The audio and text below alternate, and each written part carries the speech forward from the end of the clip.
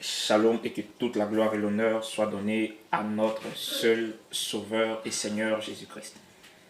Parlons toujours du salut, parlons toujours de la vie éternelle et comment la recevoir. Parce que d'après les Saintes Écritures, il n'y a pas deux formes de vie éternelle. Il n'y a pas deux formes de vie, c'est-à-dire de la vie Zoé.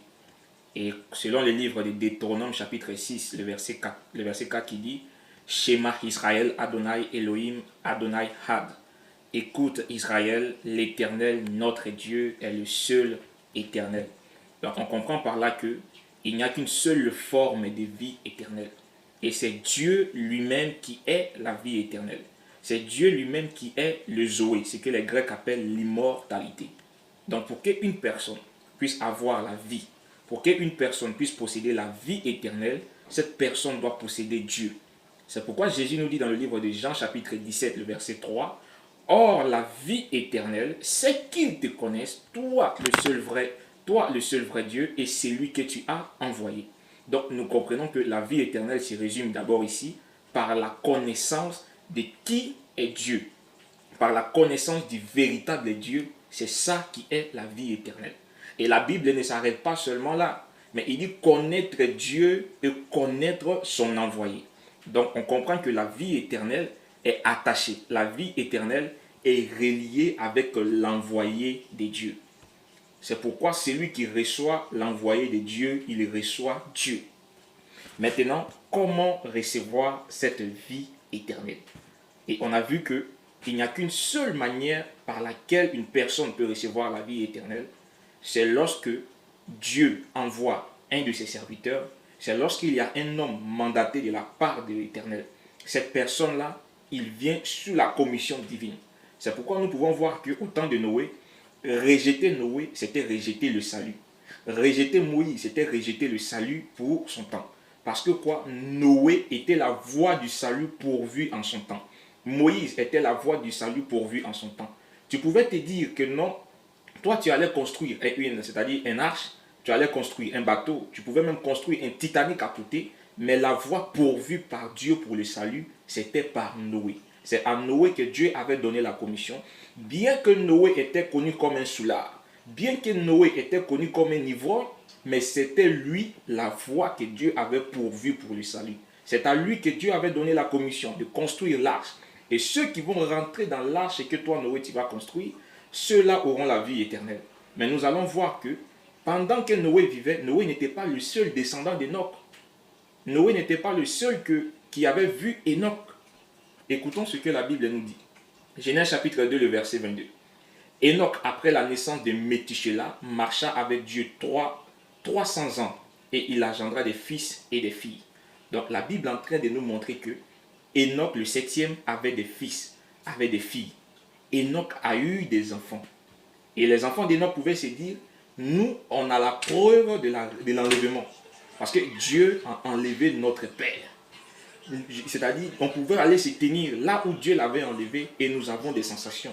Nous pouvons ressentir l'onction, mais ce n'était pas la voie pourvue par Dieu pour être sauvé. Ils pouvaient être des grands prédicateurs, ils pouvaient rendre des témoignages puissants, mais pour être sauvé, il te fallait obligatoirement rencontrer Noé. Si tu n'as pas rencontré Noé, tu étais un homme mort. Oui. Continuons aussi, même Moïse. Moïse aussi était même la voie du salut que Dieu avait pourvu.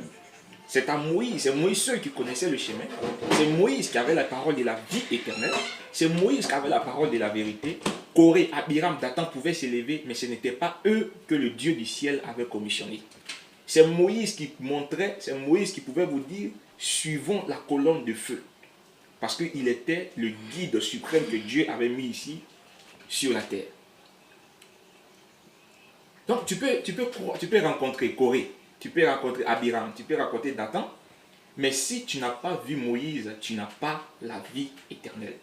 C'est Moïse seul qui pouvait dire, ces Égyptiens que vous voyez, aujourd'hui vous ne les verrez plus. Ces Égyptiens que vous voyez, aujourd'hui vous ne les verrez plus. Cette recommandation a été faite uniquement pour Moïse. C'est Moïse qui avait reçu la recommandation de faire passer le peuple au-delà du Jourdain, au-delà de la mer Rouge. Parce que la mer Rouge était une préfiguration du sacrifice de Jésus-Christ à la croix. Du sang qui allait être versé pour la rémission de nos péchés, pour les péchés de plusieurs. Donc il fallait obligatoirement rencontrer Moïse sur ton chemin. Parce que là, on comprend que la vie éternelle, ce n'est pas une question de jeûne. Ce n'est pas une question de beaucoup prier. Ce n'est pas une question de beaucoup se consacrer. Non, tu peux prophétiser, avoir des visions, mourir et partir en enfer. Jésus l'a plusieurs fois rappelé. Matthieu chapitre 7, le verset 22. Il dit, plusieurs me diront en ces jours, Seigneur, Seigneur, n'avons-nous pas prophétisé par ton nom? N'avons-nous pas chassé des démons par ton nom? Et n'avons-nous pas fait beaucoup de miracles par ton nom? Oui, c'est une véracité qui est là. On ne chasse que les démons au nom de Jésus-Christ. Et ces hommes qui sont venus ici, ils disent à Jésus, tous ces démons que nous avons chassés, c'était en ton nom. Toutes ces prophéties que nous avons données, c'était en ton nom. Nous avons même guéri des malades en ton nom. Mais écoutons la réponse que Jésus leur donne. Alors Jésus leur dira ouvertement, je ne vous ai jamais connu, retirez-vous de moi, vous qui commettez l'iniquité. Prophétiser, c'est bien. Faire le monde, c'est bien, mais ça ne sauve pas. Aujourd'hui, beaucoup d'hommes vont s'attacher aux miracles. Mais les miracles ne sauvent pas. Écoutons Luc chapitre 16, le verset 27. Je sais que beaucoup d'hommes connaissent cette histoire. Le riche dit, je t'ai pris donc. Donc ici, Jésus est en train de nous rencontrer l'histoire du jeune homme riche qui était avec Lazare. Les deux vont mourir. Et écoutons maintenant, c'est-à-dire les discours que le jeune homme riche va tenir avec Abraham. Le riche dit, je t'ai pris donc, Père Abraham, d'envoyer Lazare dans la maison de mon père, car j'ai 5 frères. C'est pour qu'il leur atteste ces choses, afin qu'ils ne viennent pas aussi dans ce lieu de tourment. Abraham répondit, ils ont Moïse et les prophètes qui les écoutent. Aujourd'hui, beaucoup d'hommes veulent voir des anges descendre du ciel pour leur prêcher. Beaucoup d'hommes veulent se confier dans des visions. C'est-à-dire, il dort, il voit sa grand-mère pour venir pour lui dire, mon fils, non, j'ai une mission à te confier. Demain, il s'élève, il devient prédicateur. Non, la seule voie pourvue par Dieu pour recevoir le salut, c'est d'écouter l'envoyé de Dieu pour ton temps. C'est pourquoi il dit ici, Abraham répond, Abraham dit quelque chose de très important à ces chaînons. Ils ont Moïse et les prophètes sur la terre qui les écoutent. Donc, celui qui ne veut pas se trouver dans ces lieux de tourment, celui qui ne veut pas se trouver en enfer, doit écouter Moïse et les prophètes.